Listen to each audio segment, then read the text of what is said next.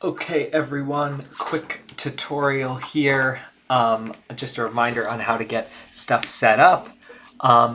So just first quick review, audio versus MIDI, right? So the thing about audio is that if you put a sound in, let's do something you can actually hear. It's very loud. Yeah, crickets, there we go. Right? So the information is right there. You can see the waveforms, right? Right.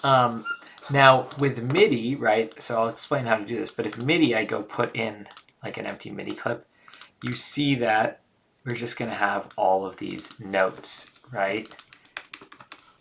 And if I play that, right, so I will, if I play these, right, so I'll delete this, right, if I play this, you'll hear nothing, right? So you'll see something here, which means like, oh, notes are happening, right? Notes are being played, right? You can see them line up, but we're not hearing anything. And that's because these notes are just instructions. This is basically just saying like at 1.3 play D4, at 1.4 play D4. You know, it's just saying plays over and over again at this velocity. Velocity is like the volume. And then, you know, do the same thing with the Fs, right? Now there's not actually, so what we need to do is we need to double click on MIDI and you'll see it says drop an instrument or sample here. We need to actually put like an instrument here, right? So if we went and let's just say, you know, we put this, right? There you can see this is one of the Ableton instruments, and now, right, you can actually hear noise. Now, what we're going to do today is a little different because basically we're going to be using an instrument that allows you to put your own sounds and samples in it and to play those back. So you might be thinking, well, wait, Christian, can't we just do that like on the timeline here?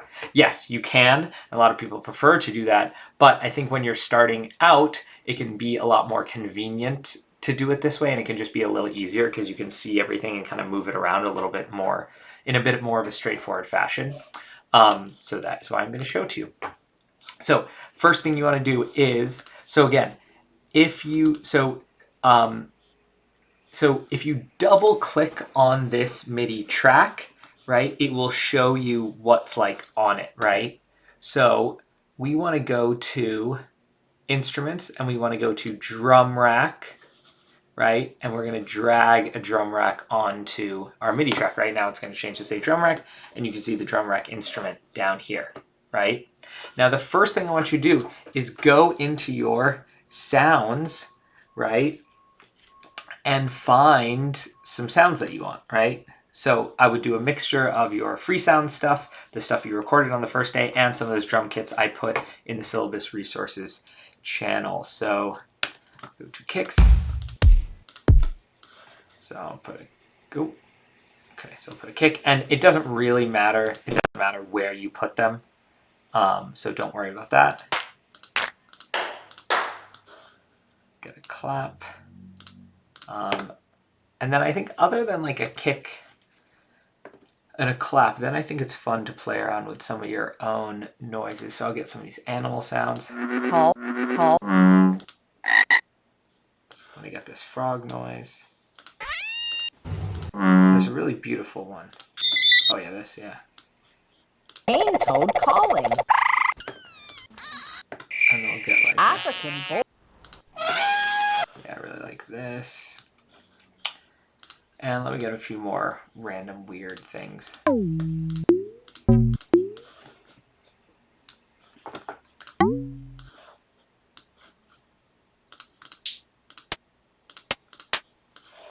don't really like this sample pack, to be honest. But we'll work with it.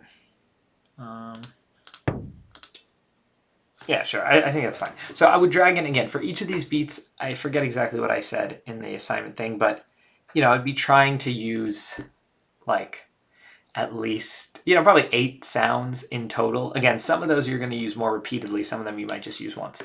So next, what you're going to do is zoom in and find 2 bars anywhere. And again, because we're not making a full song yet, it really doesn't matter where you do this, but you just want to find 2 bars, right? So like 6 to 8 or 12 to 14, right? Zoom in. And again, it's good to work on these grid lines that they have, right? That is going to be very, that's going to be very important. So what you're going to want to do is select 2 bars, right? So click and drag to select 2 bars, right click and hit insert empty MIDI clip, right? And it's going to create this MIDI clip, right? And you'll see over here, oh great, now here's a list of all of my sounds. So if you want to go back to see the drum rack stuff to change or edit your sounds, you want to double click on the drum rack track on the right hand side. And if you want to see the MIDI clip, you want to double click on the top part, right? This top yellow bar of the clip. I really hope you guys can see my mouse. I hope I turned that on. If not, I will make sure to do it for the next one. But yeah, you'll notice that as you hover over like the body of this clip, it selects. But then if you move your mouse up to the like bar at the top, you'll get the hand, and that will allow you to like move it around.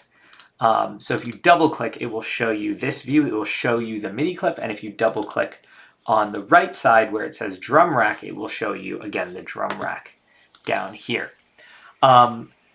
Okay, so double click on that, and then you can start making a pattern. And again, what I would suggest is I would right click and I would set this fixed grid to 16th notes, right? So we have 2 bars. So if we put the metronome on, right, 8 beats. So the 16th notes are going to be 4 notes within that beat, right? So I will start so if you double click, you can, double clicking will allow you to enter a note. And don't worry about note length, because right now the way it's set up is that once you put in a note in of any length, it will just automatically trigger the whole sample. So I'm going to put this in, I'm going to click and drag, and you'll notice this line at the top that's kind of light blue here allows me to, lets me know how much I've selected. So if I hit Command D, right, it's going to duplicate the whole thing, right? Right, so I'll put in the pattern, and then, yeah, I mean, experiment around. I'm going to put some claps on the 2 and 4, very common place to do that. And think about what you start with. So I started with the kick and the clap, very classic. Try that one time, but you know, maybe one time start with a different sound, right? Because what you start with, not in terms of what plays at the beginning, but the first thing you put down is going to kind of dictate the rest of what you do. So I'll put, so we have these kind of drum sounds. Now think about some of those maybe longer durational sounds you have, right? If you put those at the beginning, they'll play across the whole thing. Now, if you want to edit the sound, double click, bring yourself back to the drum rack view, and then click on the sound you want to edit, right? So if I wanted to make that frog whistle shorter, I can use, or I want to select a different part of it, right? I can use these bars to play a different part of the sample. And from here, you'll notice some of the same things that we talked about last time. There's gain, right? There's transposition for pitch. There's warp, so you can stretch things out and use different time stretching methods. You can fade in, fade out. So I definitely want you to be using those to also be manipulating, not just arranging the sounds, but manipulating some of the sounds. And if you want to kind of hear what you did, right, you can click on this little play button that's right on the pad, right? So for Whistle Frog, right, now you can see it starts from there, or maybe we'll want to just have it end here, and we're going to transpose it up, and we're going to fade in, right? Right? Totally different sound. In fact, that's really cool. So I'm going to use Alt drag to put that over here, and then I'm just going to return this one to the default by clicking on all the parameters and hitting delete. So now I have, and I also have, which is cool. So yeah, so then, start to add in some different things. So let's see. So I will put in some of these. And again, you can change the volume of the whole sound in that view we were just in if it's really like quiet. But if you want to start messing around with like the the individual sounds, then you can use this velocity part at the bottom. And be aware that all of these different things, if you click and drag right in the middle, you can make them bigger or smaller if you click right on the little edge, right? So I'm gonna make like every other one of these like a little quieter. Maybe we'll add in, or actually, maybe I won't make those quieter. What I'll do is I'll add in like a second one here. That is a little quieter.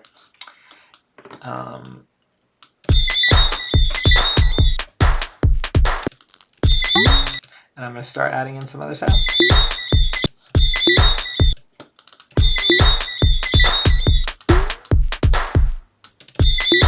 Oh, and what you want to do is click on your clip on the top header part and hit Command L so that it loops.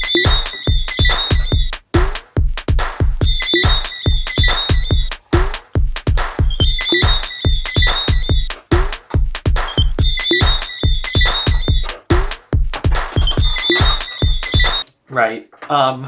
So good. So yeah, the things you want to be thinking about are you want to be thinking about the arrangement, you want to be thinking about the volume, you want to be thinking about sound selection, you want to be thinking about the durational sounds versus the very repetitive sounds. And then,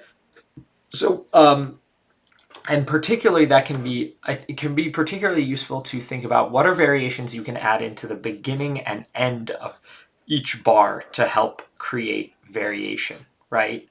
So maybe I'll add like 2 claps here right at the end, right? Maybe here at the beginning we have that frog sample, right? Maybe at the end of this first bar, I'll add in like these hats, right? Now, if you want a finer resolution, you can go to fixed grid, you can change it to 30 seconds. So now I can get more of those in there. And I think if I recall correctly, you can hit, what is it? Oh God, what did I just do? Oh God, no, I definitely don't want that. Oh, off? Oh, show note on velocity. There we go. Okay. I don't even know what note off velocity is. What was the thing I was trying to do though? You should be able to do these and then, maybe they changed that feature. Okay, well, I'm going to just go through and ramp up the volume. And also, variations can also mean taking stuff out. So maybe I'll take out these part here. So let's listen.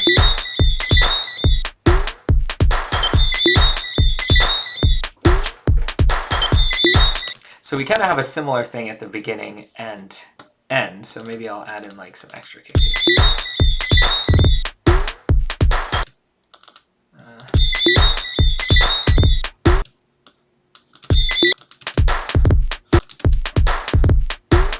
That's kind of cool, actually. This kicks a little off.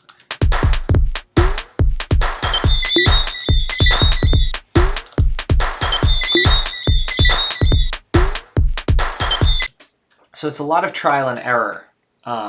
It's a lot of trial and error of just placing things. And if it seems like it just sounds good in the places where I play with that, it's, again, from me doing a lot of trial and error and kind of knowing what sort of sounds I'm going to get out of certain, putting notes in certain positions. Also, as you're going through, you can just keep it on loop. But if you want to hear one particular part, you can click somewhere and hit Alt space. And it will just play from where you clicked. So be aware of that. Okay, so once you have something, it doesn't have to be crazy. What you should do is go up here, click your clip and hit Command D and expand the loop bars, right? Because we want a 4-bar loop. And now think about what sort of variations you can make with this second part, right? So the variations you kind of want to think about are, again, changing those durational sounds. So I'm going to shift that from our frog to our elephant, right? So we're changing those durational sounds. I'm also just going to add, right, some more sounds. So I'm going to add these in, and I'm going to vary the velocity of them. So hitting Command D to duplicate. Oh, was in the wrong. Was in the so you're just seeing up here. I put it in the wrong clip, so I want to be editing this one. So again, put this a little lower.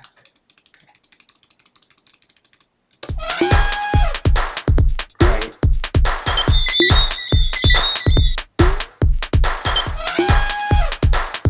Right, and then we want to think of, so we're thinking about those durational sounds, we're thinking about adding in new sounds, maybe we'll add more of these like pluck sounds, right?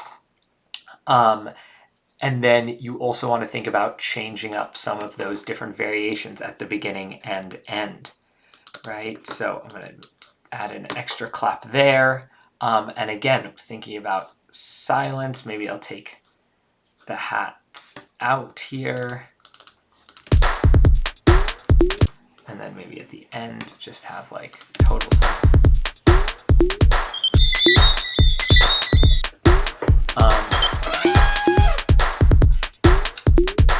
So yeah, I think this is getting close to, you know, something that I would be happy for you to turn in. So in terms of what you're turning in, what I think, and what's important for you that I want to think about is having a certain number and variation of sounds, right? Then also going into your drum rack view and manipulating the sounds, right? Changing them, changing transposition, changing the warp, right? Changing what different thing is. And again, maybe even taking the same sound as we did here and making it into a totally different sound that you can use, right? So I want you to think about sample selection. I want you to think about sound design, right? How are you manipulating those samples, right? Then I want you to think about arrangement, right? So what is my rhythmic pattern?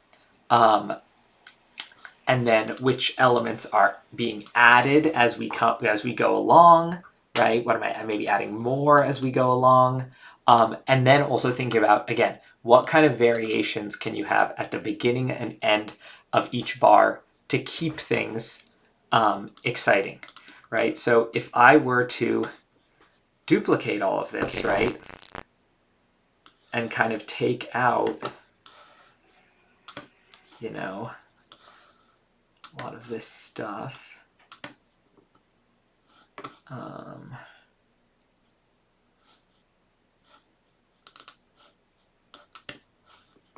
Right, so listen to this one.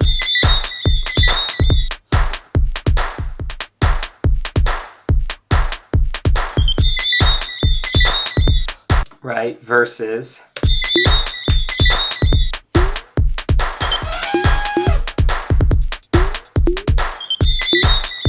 right, so who's to say which one is better? Obviously, we're working in terms in such a short time scale that, you know, you know, one could say that the first one is a bit cluttered, but the point just being, right, that there's not a huge difference between these two, but one has those little details that are keeping your attention as you go along. Again, in the space of 4 bars, that doesn't matter as much, but when you're thinking about a whole song, right, yeah. So again, so I want you to do kind of something like what I just did 2 more times, right, so for 3 in total, and for those other 2, you know, I'd like you to use a totally different set of sounds, totally different pattern. You know, maybe you can use this 1 or 2 of the same sounds, especially if you're manipulating them differently, but yeah. Okay, cool. I think that's about it. If you have any questions, hit me up on the Discord.